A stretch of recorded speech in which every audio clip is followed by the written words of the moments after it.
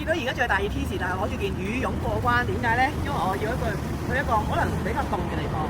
而家搭的士過去，你估係由關口搭車過去幾耐？我哋而家開始計時嘅，而家係10:50。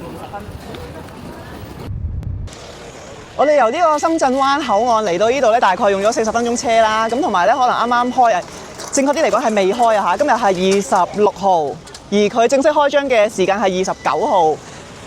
仲有3日時間，我哋就可以見證住呢一件咁宏偉嘅建築物，一個咁厲害嘅前海冰雪世界隆重開幕啦！但係你見到而家咧，大家都喺度趕緊工㗎嚇，附近全部都係工作人員。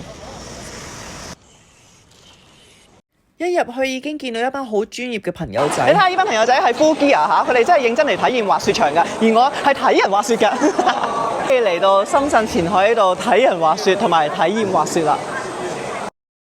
喺網上面買好票之後咧，就會喺度取票啦。咁自助取票，然後就可以入場噶啦。好熱情嘅招待啊！好，我哋借衫先，係嚟。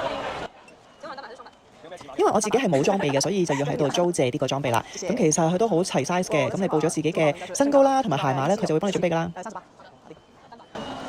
佢哋呢個專業態度令到我有啲緊張。好，噔噔，搞掂，搞掂啦。然後鎖起自己嘅財物之後就換衫啦，着完件衫都出晒汗啦，然後要着埋對鞋，對鞋好硬好重啊！但我哋要好好保護自己，所以一定要着好啲。Let's go！ 揾教練啦，揾教練。哇，好凍！我快坐先，好冷好冷好冷。首先教練要我哋做咗熱身運動先，因為避免整傷。你見到我哋個個都要乖乖跟住做㗎。鬆翻晒啲頸啊、膊頭之後呢，就要學識點樣着對鞋啦。因為上到去你就要靠自己㗎啦，你要識得點樣穿隻腳落去，然後又要點樣解翻開佢。未上去之前呢，我哋首先要喺平地呢感受一下嘅，感受下個滑嘅程度啦，同埋自己嘅平衡力啦。好凍啊！但係我好興奮啊！